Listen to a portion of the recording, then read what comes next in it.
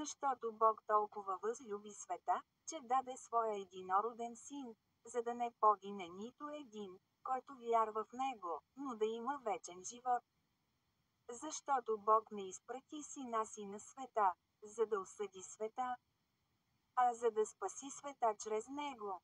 Който вярва в него, не е осъден, но който не вярва, вече е осъден, защото не е повярвал в името на Божия единороден син. Това е присъдата, светлината дойде на света. Но хората обикнаха тъмнината вместо светлината, защото делата им бяха зли.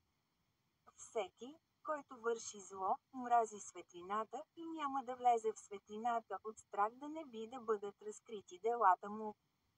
Но всеки, който живее според истината, отива в светлината, за да се види ясно, че това, което са направили, е било извършено пред Бога. Йоан Евангелие 3, 16-21